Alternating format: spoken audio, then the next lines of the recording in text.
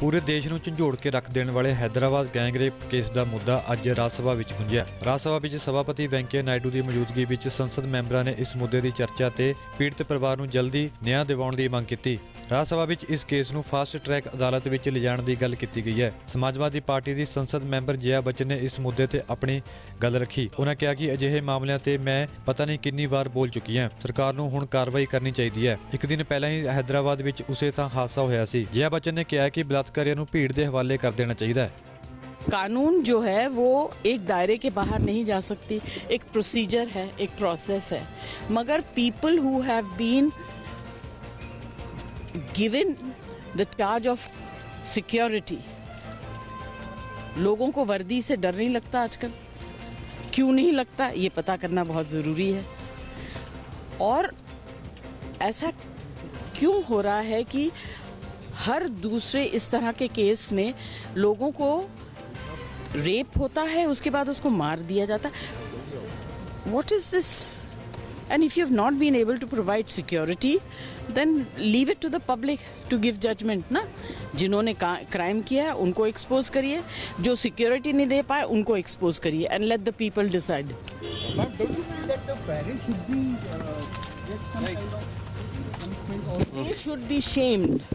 उनकी तस्वीरें अखबारों में आप लोग प्रिंट करिए। सारे इतने सारे कैमरा लेके आप लोग आ गए हैं। जो लोगों ने क्राइम किया है, जो लोगों ने प्रोटेक्शन नहीं दिया है और कहा है कि ये हमारे थाने में नहीं हो सकता, दूसरी जगह जाइए, उन लोगों की तस्वीर छापिए अपने टेलीविजन पर, अखबारों में। उनको शर्म तो आनी चाहिए, उनके परिवार को शर्म तो आनी चाहिए कि हमारे घर के लोग इस तरह से करते हैं और इस तरह की अपब्रिंगिंग है लोगों में। उनके परिवारों ने कहा है कि जिस तरह इन्होंने उस बेटी को जलाया वैसे ही इन आरोपियों को भी जला देना चाहिए।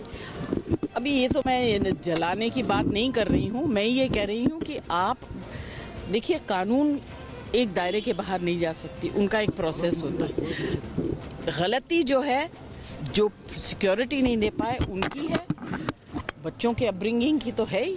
इन लोगों को पब्लिकली छोड़ देना चाहिए। लोग पब्लिक इसका रिएक्शन दें। सेटल बहुत सारे देशों में हो ही रहा है। इस तरह के लोग जो क्राइम करते हैं उनको क्या करते हैं? Public lynching.